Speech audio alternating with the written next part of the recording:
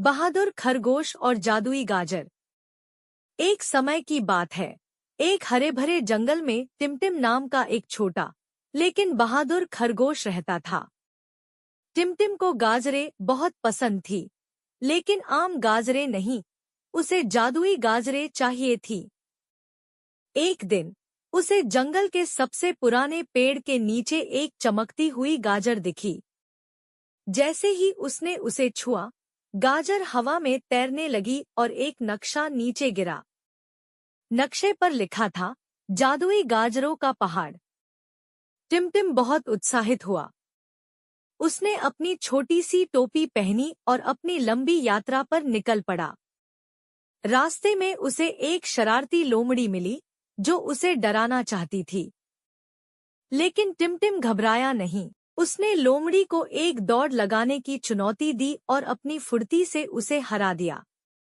लोमड़ी हैरान रह गई और फिर कभी टिमटिम को परेशान नहीं किया। आगे चलकर उसे एक विशाल नदी पार करनी थी।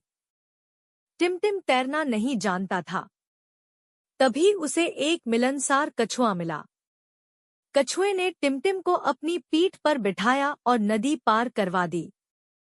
टिमटिम ने कछुए को धन्यवाद दिया और अपनी यात्रा जारी रखी। आखिरकार वह जादुई गाजरों के पहाड़ पर पहुंच गया। वहां ढेरों चमकती हुई गाजरें थी। टिमटिम ने एक सबसे बड़ी गाजर चुनी और उसे खाया।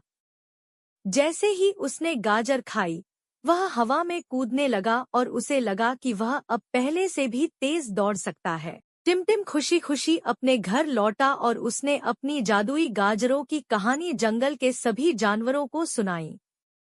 सबने टिमटिम की बहादुरी की खूब तारीफ की।